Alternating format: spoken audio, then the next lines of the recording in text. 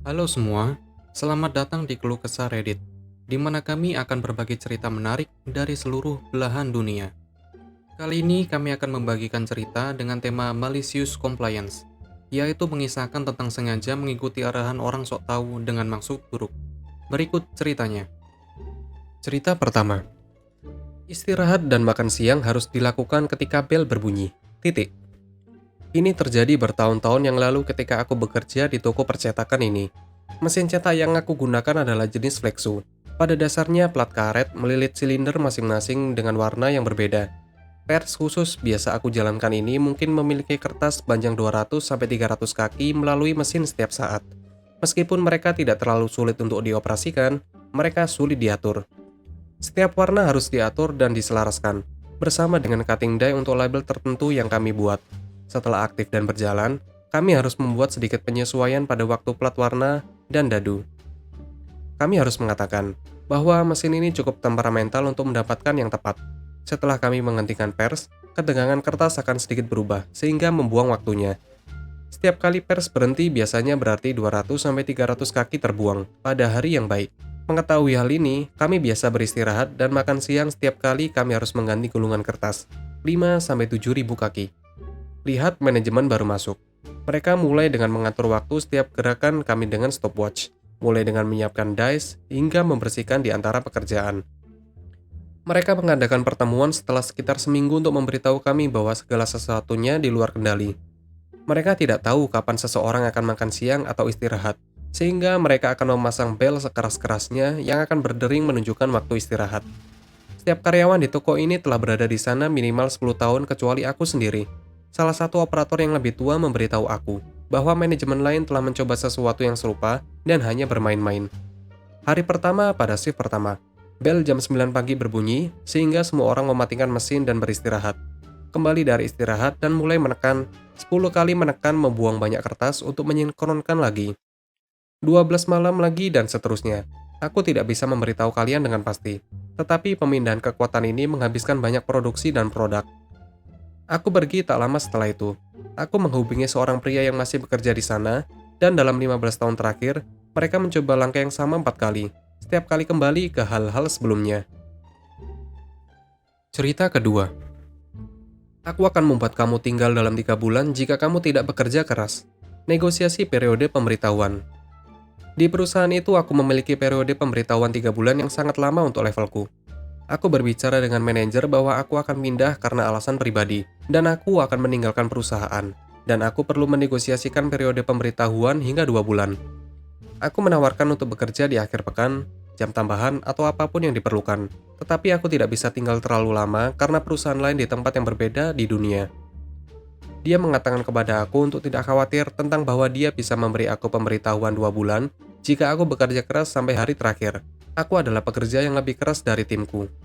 Selama 15 hari berikutnya, aku bertanya kepadanya setiap hari, apakah dia mendapatkan suratku dari HR dengan hari terakhirku. Karena aku punya banyak barang untuk diurus untuk pindah yang sangat jauh. Dia selalu berkata, berhentilah bertanya, dan bekerja keras atau kamu akan tinggal 3 bulan. Malicious compliance. Aku memiliki workstation dan laptop dan aku memiliki total 4 layar. Jadi aku membuka layar pertama, Facebook, layar kedua, Twitter, layar ketiga, berita, dan layar yang terakhir adalah game internet. Aku bekerja di tempat yang sangat terbuka, di mana semua bos besar dapat melihat layar kami. Jadi aku sangat jarang membuka berita, mungkin 5 menit per hari di bagian atas layar yang lebih kecil.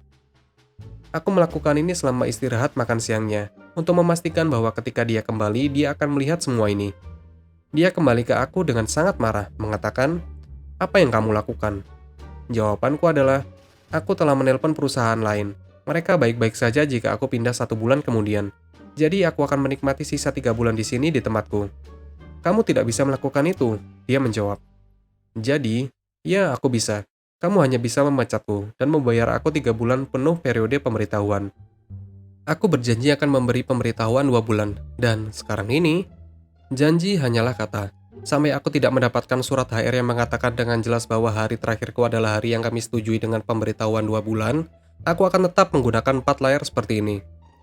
Jadi, setelah 15 hari, dia hanya butuh waktu kurang dari 1 jam untuk mendapatkan surat HR, dan aku kembali bekerja normal.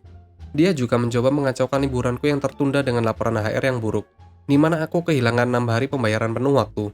Pada saat aku pergi, mereka melakukan tinjauan kerja timku, dan bahkan ketika aku menyadarinya, aku mengeluarkan lebih banyak pekerjaan daripada 2 anggota terbaik lainnya di timku.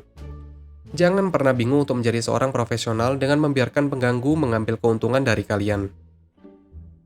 Cerita ketiga. Cepat, beri aku sesuatu untuk diposting di FB. Istri tidak tahu apa-apa tentang American football. Aku tinggal di negara bagian di mana football adalah sumber kehidupan, Louisiana. Jadi setiap kali ada pertandingan Saints atau LSU yang besar, dia akan selalu meminta aku untuk memberitahu dia sesuatu yang cerdas untuk diposting di FB tentang game tersebut sehingga orang-orang akan mengira dia tahu football. Aku pikir itu adalah kejuaraan nasional 2019 ketika LSU bermain ketika dia bertanya, "Cepat beri aku sesuatu untuk diposting di FB." Jadi seperti suami yang baik, aku melakukannya. Aku berkata, "Oke, posting ini." LSU harus maju dan memberikannya kepada John Madden, sehingga dia bisa mencetak gol dan menyingkirkan permainan ini. Jadi dia menyalinya, kata demi kata. Bagi kalian yang tidak tahu, John Madden adalah seorang penyiar sepak bola yang sangat tua dan terkenal. Dan tujuan sentuhan bukanlah sesuatu seperti sama sekali. Dia dengan cepat mendapat banyak apa yang kamu bicarakan. Dan, apakah kamu mabuk? Sepanjang waktu aku menertawakan diriku sendiri. Pada saat dia menyadari apa yang terjadi dan menghapus postingan itu, sudah terlambat. Orang-orang masih mengganggunya hari ini. Tak perlu dikatakan, dia tidak meminta aku untuk memberitahu hal-hal untuk diposting lagi. Begitulah ceritanya. Apabila kalian suka, kalian bisa like dan berkomentar di bawah. Jangan lupa subscribe untuk membantu channel ini. Sampai bertemu di video selanjutnya.